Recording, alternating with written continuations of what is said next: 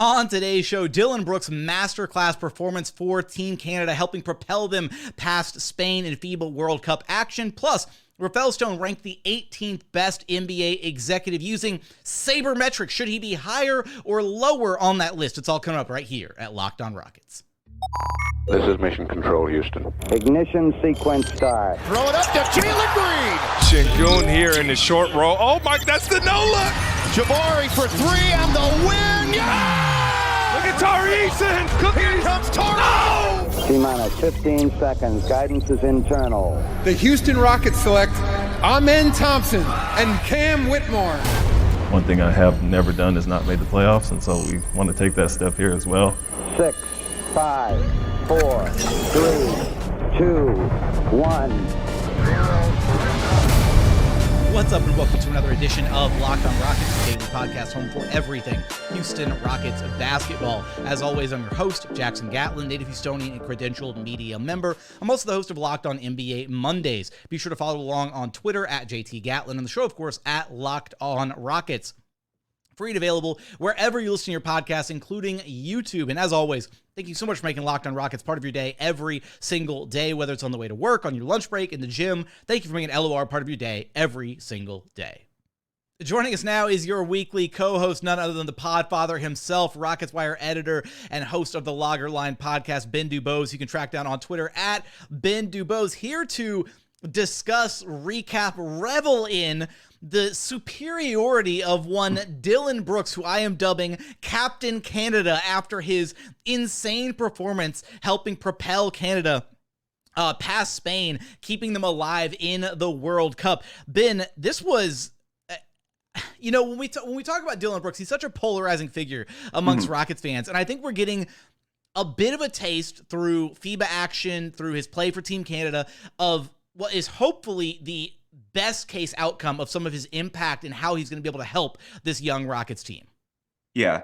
Now, first off, we hope this ages well. Knock on wood. The Canada team plays Slovenia on Wednesday morning. So hopefully Dillon locks up Luka. And if he does, then you got to bring the Locked on Mavs guy on the podcast and ask him how Luka got clamped. So that's the hope. Knock on wood. Hopefully we're not jinxing it and Canada advances to the Final Four of the World Cup, which they easily should because it's an NBA heavy roster led by SGA, but also Dillon Brooks, Lou Dort. And I think that's a big part of the story for Dillon Brooks. We can talk about both the macro and the micro. Certainly in the micro. Also the disrespect to Rockets legend Kelly Olynyk. Come on. Oh, yeah. Come on, Ben. And Knicks legend RJ Barrett. There we go. Yeah. But look, I think you can look at it both in terms of the game-to-game and the tournament as a whole. In terms of the game-to-game, sure, he played brilliantly in that game against Spain, which was an elimination game. And I actually texted a couple of people within the Rockets saying, dude, are you watching this? It was absolutely amazing what he did, especially down the stretch, not just with making shots, but defensively as well. But the tournament as a whole, one thing that I've really enjoyed about Dillon is the fact that on a team in which after SGA, he is as accomplished as anybody else. In terms of NBA tiers, Canada has a bunch of nice players, but when you look at Dillon compared to, say, Lou Dort, Kelly Olynyk, RJ Barrett, those types, it's not like any is in a clearly different NBA tier from Dillon. SGA is the only one who is. And yet, when you look at average shot attempts per game, Dillon is barely above 6. That ranks 6th on Canada's roster, even though he's a starter, even though he plays a lot of minutes. And the reason I want to underscore that, it tells you, in my opinion, on some level, that he gets it in terms of what his role should be on a team that is fully committed to winning. And that's important to underscore because a lot of the concerns about Dillon are about shot selection. And is he willing to embrace the 3-and-D type role, or does he want to do more? And if there's no Ja Morant, if there's no established star in place, is he going to go to the Rockets and start chucking? I think this is an indication that he might not. He's playing within the flow of the offense. He's doing the little things. He's not going out of control with chucking or anything along those lines. I thought Paolo Alves, my co-host on the Logger Line, actually made a really good point when we were discussing Dillon on our show last week, that he might be the rare guy that a 4-year contract is good for, because it gives him some peace of mind. He's no longer playing with a chip on his shoulder to prove himself. He already has proven himself. That's why he's on an $80+ million deal over 4 years. And a lot of times NBA fans are accustomed to thinking that's a bad idea because there's less flexibility. But in the case of Dillon, maybe it allows him to just play. He feels respected. There's a reason the Rockets committed all that money to him. And maybe that makes it easier for him to sort of embrace the role the same way he's doing for Canada. Because for Canada, there's no real financial stakes to it. It's all about trying to win and take his country to a spot that it hasn't been before in terms of World Cup and Olympic success. It's strictly about wins and losses. There's no financial tie. So perhaps that translates a little bit to the NBA. Now that he's settled with his contract, he has a place that really wants him. They know they have a plan for him. So maybe this is the rare exception where he gets a bit more peace of mind and plays the way we've seen this summer. Because it's not just the great game he had against Spain, which is the top-ranked team in the world. Sure, he made some shots, but you can also point out, look, it's one game. In the game before, when Canada lost as a big favorite against Brazil, he had 2 points and was in foul trouble. So even though we can point to this brilliance in terms of, yeah, he stepped up his game against the biggest competition, I do think that's an important intangible, not just offensively, but defensively. To me, the highlight play wasn't even on an offensive play. I thought it was the turnover he forced late in the game where he used his body to sort of check a Spanish guard out of bounds. But when he did it, if you noticed, he put his hands behind his back so that the official could see that he was not reaching. And so even though there's probably a little bit of a nudge, you're probably not going to get that call if your technique, if you're disciplined with your hands and it's pretty clear you're not trying to push overtly. And so I thought that was a very, high IQ defensive play. It was a key turnover. And I believe the next possession, Canada either tied or took the lead. But look, you can always say it's one game. Dillon called it the best of his career. And the game before wasn't very good. So in terms of the micro, sure, there's going to be give and take. There's going to be good games. There's going to be bad games. But in terms of the macro, I think when you look at it you look at it through the lens of the concerns with Dillon, with shot selection, does he get it? This entire tournament run suggests that maybe he gets it a bit more than the national narrative would lead you to believe. I want to play devil's advocate here in just a moment about Dillon Brooks because this is going to be one of the main topics rolling into the Houston Rockets season coming up here in we're less than a month away from Media Day too. We are so close, guys. We are so close to Rockets action being back in full force. Coming up, I'm going to play devil's advocate about Dillon Brooks here in just a second, talking about how he impacts winning, his fit with the Rockets, and so much more. We're also going to get to Rafael Stone, ranked 18th best executive in the NBA using sabermetrics. We're going to get to all of that in just one moment. First, today's episode is brought to you by FanDuel. Get ready for the NFL season with incredible offers from FanDuel, America's #1 sportsbook, because right now, new customers can bet $5, just $5, and get $200 in bonus bets guaranteed. Plus, all customers who bet $5 will get $100 off NFL Sunday Ticket from YouTube and YouTube TV. Now is the absolute best time to join FanDuel. The app is super easy to use, and you could be in on everything from point spreads to player props, over-unders, and so much more. Right now, you can take a look at the outright betting favorites for Super Bowl 58. The Kansas City Chiefs leading the way at plus 600, the Eagles at plus 800, the Bills at plus 900, and the Bengals and the 49ers rounding up the top 5 at plus 1,000 apiece. The Texans all the way down at plus 18,000 to win this year's Super Bowl. So visit FanDuel.com/lockedon and kick off the NFL season with an offer you won't want to miss. FanDuel, official partner of the NFL.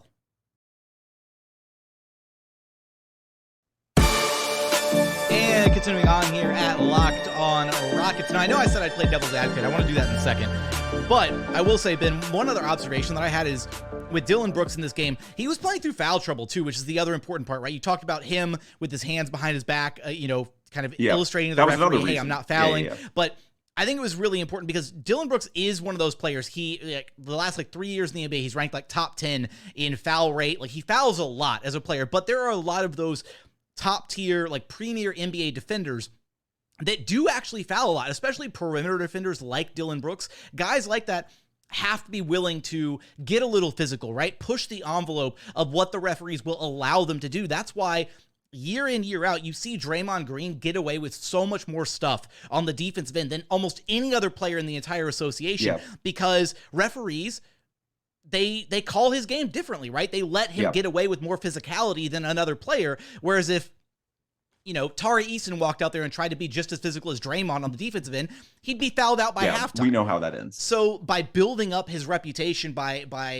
pushing the envelope as much as he possibly can, at least on the defensive side of the ball, with those fouling, with being physical, Dillon Brooks has kind of afforded himself that opportunity to be one of the more physical defenders in the NBA. And I know that doesn't exactly extend to FIBA, but I just wanted to highlight the foul area playing through foul trouble.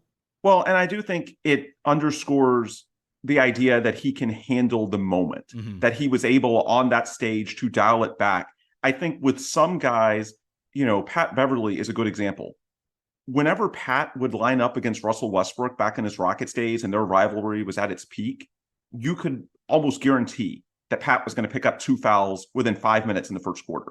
And it was going to limit him because he was trying so damn hard, he could not keep his energy in check. For Dillon in the second half of that game, when the chips were down, and it's not just Spain being the top-ranked team in the world, they led by 5 to 10 points for the majority of that game. For Dillon to stay composed, to not get too aggressive, to not get tempted and baited into trying to go for too many steals, for trying to make the superhuman plays on offense or defense, it points to this idea that he can handle the moment and channel that energy in the right direction. I think that's low-key important. I think that's something that when we're talking about NBA players is really useful to projecting how they fit on a contender. Because when we talk about the Rockets' young core, the one guy that I feel the best about when we look at the core 6 in terms of how they're going to translate 4 or 5 years down the road, at least from a floor scenario, is Jabari Smith Jr. Because we've seen consistently how he performs under the brightest of lights and how he handles the moment. And that's really big. It may not be the difference in terms of good versus great, but it gives you a high floor because that guy isn't going to get rattled by the biggest stage. And so that's what I would say. Dillon, being able to stay out of foul trouble and channel all of his relentless energy in a positive direction and use it to his advantage, that's one of those little things, even in a 1 or 2 game scenario, it suggests that he's going to be able to handle the moment fairly well once the Rockets get to meaningful games. Hopefully, right? I mean, that's at least the hope at this point. I do want to say, though, I know you made the point earlier about Dillon Brooks kind of accepting this role, right, with Team Canada, and that should at least, hopefully be a positive coming into this season with the Rockets and his role here in Houston. But I will say, I think the one element that the Rockets don't necessarily have that Team Canada does have is Team Canada clearly does have an alpha dog, right? They've got Shea. And Memphis had Ja, and when Memphis had Ja, Dillon understood his role was behind Ja, right? And his shot attempts on the year and year by year, they go up quite a bit. And we had DeMichael Cole on from Locked On Grizzlies. He talked about the fact that whenever Ja or Desmond Bane would go down, Taylor Jenkins asked Dillon Brooks to do more offensively because he is a guy that can put the ball on the floor, can create his own shot. He's a shot creator. He's not necessarily a shot maker, is what DeMichael had to say about Dillon Brooks. So I do worry, right, that maybe I'm not like crazy worried about it, but I do think that there's at least this nebulous situation where the Rockets don't have a clear-cut number 1 guy yet. That guy we hope is Jalen Green, or maybe Jabari develops into that guy this season, or maybe Fred takes more of a front row seat than we expect him to and be more of that tier 1, tier 2 option, or, option 1, option 2 for the Rockets this next season. But if the Rockets go into the year in 10, 15 games in the season, there's not a clear-cut number 1 guy, a clear-cut best player, then do we see that other version of Dillon Brooks start to creep out where he starts to try and do too much offensively, right? Yeah, that's a fair concern. My rebuttal would be when you look at the Canada team, it's not just Dillon versus SGA, but it's also when you look at Dillon versus Lou Dort, RJ Barrett, Kelly Olynyk, the other NBA guys, he ranks not second or third. He ranked 6th in shot attempts per game. So I know it's not an apples to apples to a scenario in Houston where there will be no established alpha, but I do think there's some positives that you can draw that even if you take SGA out of the mix, he's still shooting less than many of his NBA peers on the Canadian roster. And these are NBA peers that are not any more accomplished for the most part than Dillon is. So I think, there's certainly some hope that I'm projecting onto that. Not saying it's an apples to apples because it's not, but if you want to look at it positively, to me, that's the way to look at it. It's not just, okay, Dillon, he's shooting less, but he has SGA in his roster. It's also Dillon versus those other NBA role players. And even within that comparison, it's still a little bit less.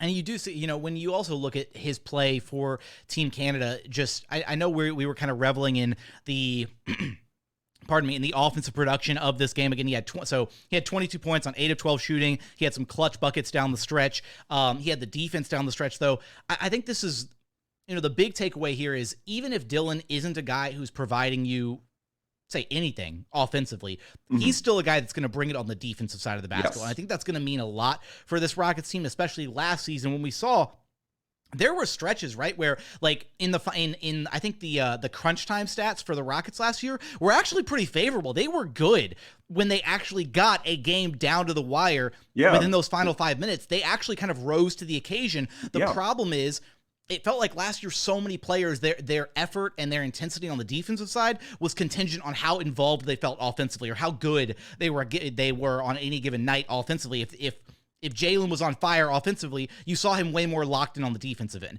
Dillon is like the inverse of that. It doesn't matter how good or how bad he's playing offensively. He is still going to make defense his calling card, and he's still going to be locked in on that end regardless. Yeah, and I think that's important to setting an overall tone because when you look at the roster the Rockets have going into training camp, when you combine Dillon with Fred, with Jae'Sean Tate, with Jabari Smith Jr. and Tari Eason, that's a lot of defensive intensity. That's a lot of high motors. And so that makes it a lot harder if you're one of the other guys to coast. Yeah, you can coast if 3 or 4 of the other 5 players in the court are doing the same thing. Because why are we going to talk about Jalen Green taking a play off if his teammates are doing the same thing? At that point, it's systemic. On the other hand, if Jalen Green is the only guy not giving the effort, it's sort of like, if you remember James Harden in 2014, when he had that season where he just went viral on Vine every other game because it was so comically ridiculous. And then he got shamed into better performance. And before you knew it, the next year was when James took the big step defensively and the Rockets as a team got to the Western Conference Finals in large part as a result of that. He sort of got bullied and shamed into getting better. And I think that's sort of what happens within a team's construct too. When you have better defenders overall and you have a higher volume of those high effort guys, then not only do you have the benefits from those guys individually, but it lifts the collective as well because it sets a better culture. Couldn't agree more. I mean, but also the important takeaway from that is that bullying does in fact work. Social media bullying too, when executed properly, right? TBD on whether or not bullying works with Astros players. We don't know how that works at this point. Shout out to Ben and his many interactions amongst Astros Twitter. Coming up, want to get into Rafael Stone being ranked 18th best executive in the NBA via sabermetrics. We're going to get super nerdy here on the podcast coming up in just one moment.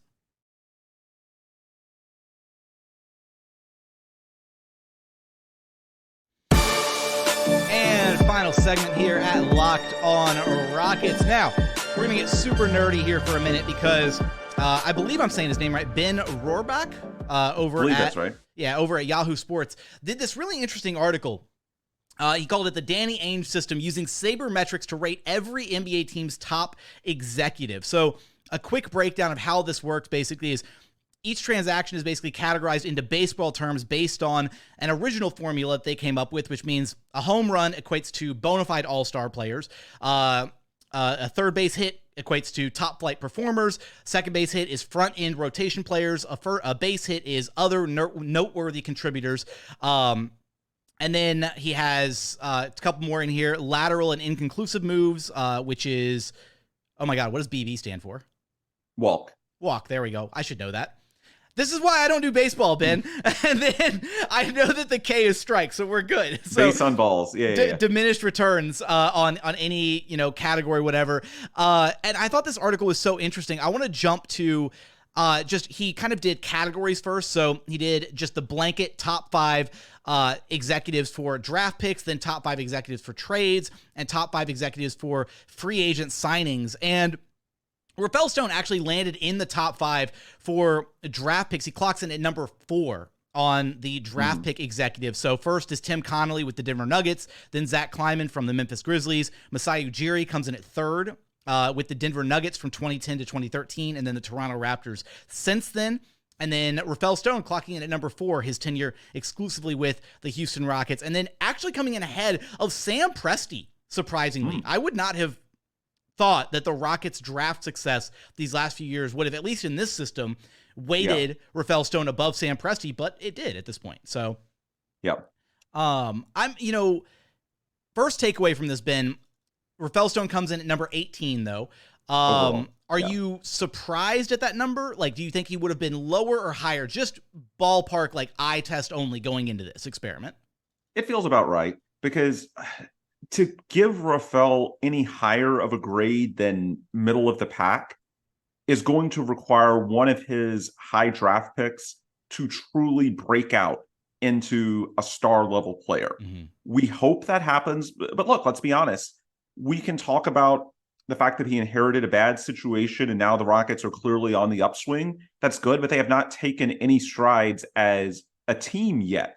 And so until they do, I think you've got to have him in the middle of the pack. Now, certainly, it's not been a catastrophic tenure by any means. He shouldn't be at the bottom of the league because, you could definitely do a worse job. When you look at what he inherited, they are clearly in a better place today than they were in late 2020. So he's navigated some situations well. But in terms of giving him a higher grade than middle of the pack, at some point you've got to win games, and be it the guys he signed this summer, Fred VanVleet, Dillon Brooks leading the way, or more likely some of those core 6 draft picks that he's accumulated the last 3 draft cycles, breaking out into not just, a promising prospect, but to actually a star NBA player that contributes to winning. Until one of those guys actually does that, and we hope more than one, then you have to have some degree of skepticism. And, my general view on Rafael is that that's okay. I think that if you bring in a GM to lead a rebuilding project, in general, you should let him see it through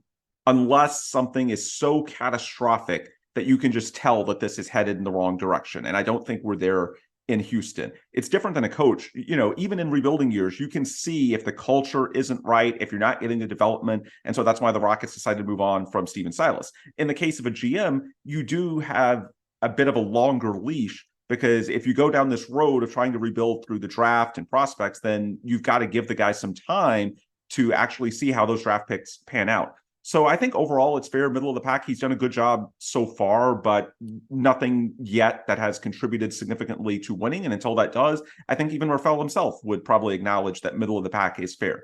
However, I do disagree with the lofty draft grade and the low trade grade. For example, I saw he had the James Harden trade from January 2021 as a strikeout, and the same with Christian Wood.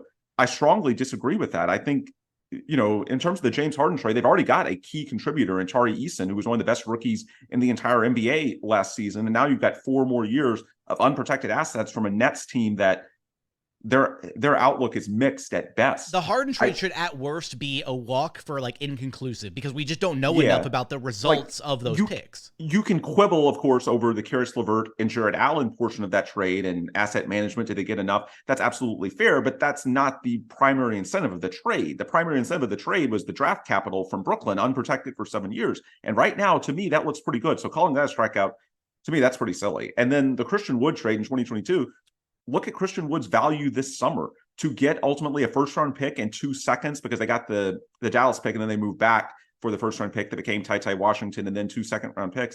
That's pretty good value for what Christian Wood has not been able to fetch on the market this summer. So I think they did pretty well there. So I think calling those strikeouts is a bit odd. And you could even argue the same with Daniel Tice, because they offloaded and basically didn't have to pay a premium to do so. So I would consider that more like a walk. They got off the contract. They didn't have to pay a premium to offload. So I think some of the trade grades were a little harsh, but draft-wise, look, I'm sure some people will dislike me for saying this, but I think calling Jalen Green and Jabari Smith Jr. doubles right now is a bit aggressive. In both of their cases, look, the guys picked right behind Jalen, Evan Mobley and Scotty Barnes. I know the roles and situations are different, but those guys have been better than Jalen through 2 years. Let's be honest. With Jabari Smith Jr. to this point, the guys picked right after him, Keegan Murray, Ben Mathurin, Jaden Ivey, they've been better than him. Now, that's not me saying I believe it's going to stay that way. I do believe in Jalen and Jabari. I think they're going to get there. And I think now you have better infrastructure around them this year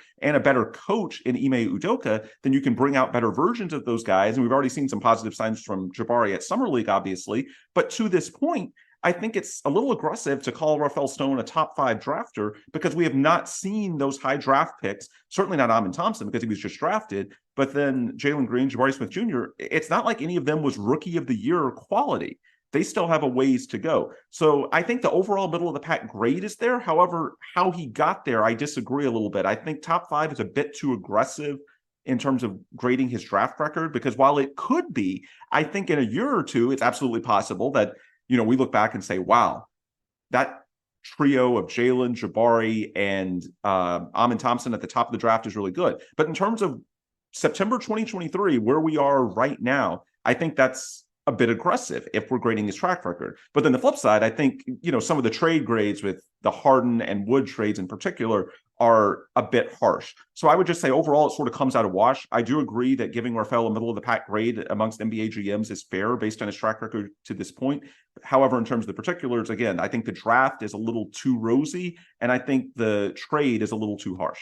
Yeah, coming in, so some of the specifics on how they broke down. So that each GM got broken down based on draft picks, trades, and free agent signings, which gave them their totals. Again, clocking in Rafael Stone at 18. Now, it's worth noting, it's 18 out of 25, not 18 out of 30, because for certain executives around the league, they just haven't been in a position long enough to evaluate them. And so Ben did not our Ben, the Ben who wrote this for Yahoo Sports, did a cutoff of a certain date. So I believe 5 different executives got left off. So it's 18 out of 25 GMs. Yeah, and by the way, we should also note that for Rafael, it's basically too early to tell on free agency because he had no financial space the first 2 years. And he finally did this offseason. He brought in Fred and Dillon. Hopefully that works out, but obviously they have yet to play a game in a Rockets jersey. So that's why we're talking a lot about the trade and draft portions of it, because Rafael, in terms of free agency, again, we're literally just 2 months removed from when he finally had a realistic opportunity to do something on that side. Yeah, and the free agent, this past free agency, summer 2023, did not get factored in this article whatsoever. So those moves we can't quantify yet as far as so pretty much free agency. Rafael is basically a zero, and that's not his fault. It's just the Rockets haven't had any resources for what was evaluated in this article. Yeah, his OBP for free agents is sitting at 0.333. So not great.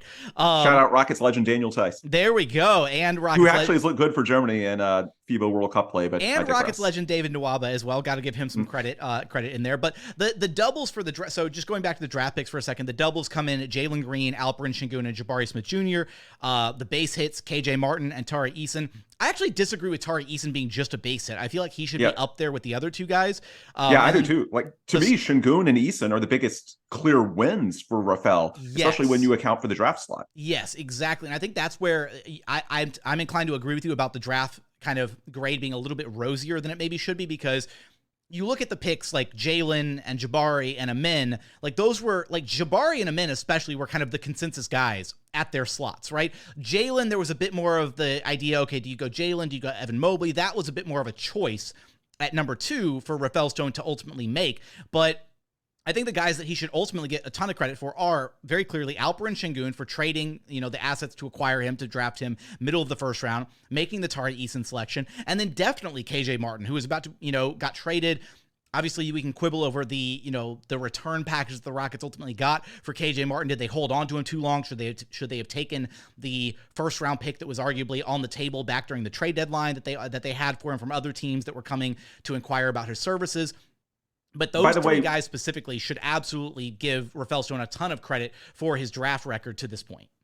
By the way, when we talk about his brief free agency, because again, this was evaluated before the 2023 class, we should acknowledge that plucking Jae'Sean Tate as an international free agent in the first offseason that Rafael had is potentially a hit. Now, it's very much to be determined because clearly this offseason, the Rockets prioritized Tate over KJ. That's why they offloaded KJ for the 2 second-round picks from the Clippers. Hopefully that ages well. I do think Tate can help with the defensive culture we talked about earlier.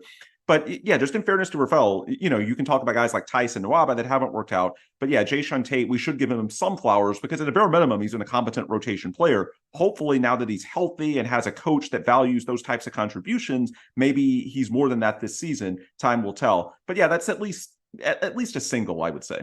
Yeah, and I mean, and as far as the article goes, they actually ranked Jae'Sean Tate a double. So, that part is, maybe a little rosy as well. But again, a double counts as front end rotation players. And I do think, I said it the other day that I think Jae'Sean Tate's headed for a renaissance this season, where a lot of Rockets fans are going to realize just how capable he can be on a team, in a team construct that's actually trying to win games and not just this amorphous blob of 20-year-olds who have no idea what an NBA system is supposed to look like. So I'm optimistic for Jae'Sean Tate moving forward. As far as the names at the top of this list, the three executives who actually came out on top, Danny Ainge clocks in at number 1, which I guess we shouldn't be surprised at. Danny Ainge has been in the business for a very, very long time. Ton of success with the Boston Celtics. TBD on what he managed to do with the Utah Jazz, but he clocked in at number 1 on this list. Masai Ujiri came in at number 2, and then Brian Wright with the San Antonio Spurs came in at number 3. I feel like of those 3 names, Brian Wright is the one that makes the least sense, but I guess he's done a decent bit with his job since getting it. I mean, I'm trying to see free agents. He was counted Zach Collins, Jock Landale, base hits. He doesn't have any home run hits. I guess he just doesn't have any misses in his time as the lead executive for the Spurs. Any gripes with those 3 names at the top of the list, Ben? Yeah, I think it's a bit aggressive on the Spurs and perhaps a little too much showing deference to their history. I think sometimes with the Spurs, it's sort of difficult to evaluate because they do still have so much lineage, including Pop himself, to the championship years. But when you look at it through the prism of the current team and the rebuild in progress, yeah, I think that's a bit aggressive. And, that's a franchise that really was set up through going back 20, 30 years, going all the way back to Tim Duncan and David Robinson in the draft, that was set up for a run of sustained success. And now there's very much, I think people give them the benefit of the doubt. And, now they've gotten Wemby, so they've sort of fallen into it again. But I do think that sometimes there's a bit too rosy of an outlook put on the Spurs simply because, people look in awe, and justifiably so, I understand it, at the 5 banners hanging in the rafters from because of their because there's like historical precedent for the Spurs to be a good organization. Yeah. So I think that's one that, again, like, I get it. It's one of those things. I also think the one I thought was a little soft was actually Tim Connelly, who's with Minnesota now, was with Denver all those years. I guess, you can question a little bit the work he's done over the past year in Minnesota, but Denver to me is the model NBA franchise, not just because they won the championship, but when you look at the team, they have 3 star level, now different levels of stars. Nikola Jokic is a MVP candidate and MVP frontrunner every single year. First ballot Hall of Famer. Like, there you go. Yeah. But also Jamal Murray and Michael Porter Jr., those are 3 star level players, and yet they did not use any top assets to get those guys. Nikola Jokic being a 2nd round pick. Jamal Murray, I think, was 7th overall. Michael Porter Jr. was 14th overall when everyone was passing up on him because of the fear with his back injury. To get those level of shout players, out to Mizzou, right? Yeah, of course. There we go. To get those level of players without investing a high 1st round pick. Well, I mean, again, these are lottery picks, but not a top 5 pick. So we get those level of players without investing a top 5 pick, or even going into free agency to draft all of those. That is peak asset management in the modern NBA. So I think that was a little bit soft. To me, Denver is a classic case study. The way the foundation of that team was put together, that is peak rebuilding in the NBA, to get that level of impact internally without having a top 5 draft pick or max cap room in free agency. So I thought that was a little bit soft. That's the one that I think. And again, I guess it's sort of tricky because Tim Connelly isn't with the Nuggets anymore. So there's sort of an overlap there. But in terms of who actually put the foundation of that team together, I think having him at 10 feels a little bit soft.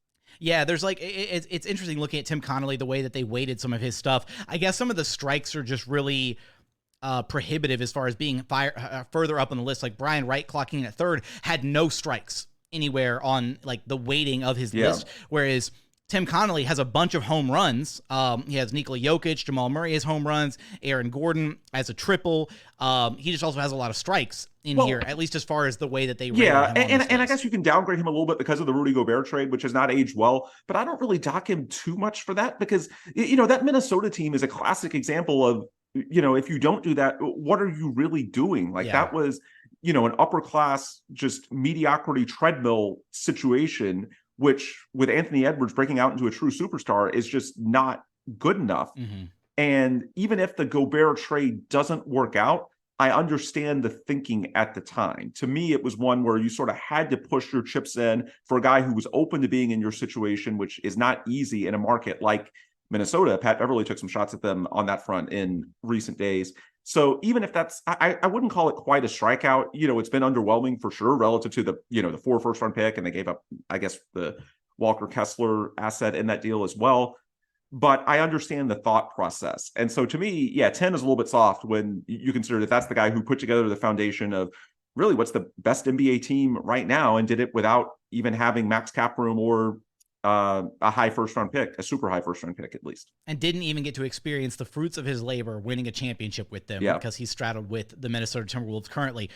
On that note, let us know in the YouTube comments, should Rafael Stone be ranked higher or lower than the 18th best executive out of 25, not out of 30, at least as far as this article is concerned. Give us your thoughts on Dillon Brooks and his performance as Captain Canada with Team Canada in FIBA action. Of course, we'll be covered for the results of the Canada-Slovenia game and whether or not Dillon Brooks is able to clamp up Luka Doncic in their next matchup. Should be a ton of fun. If he does, you've got to get the Locked On Mavs guy on here, man. Oh, 100%. We are going to gloat tremendously if that happens. Ben, you know the drill. Let everybody know where to track you down at.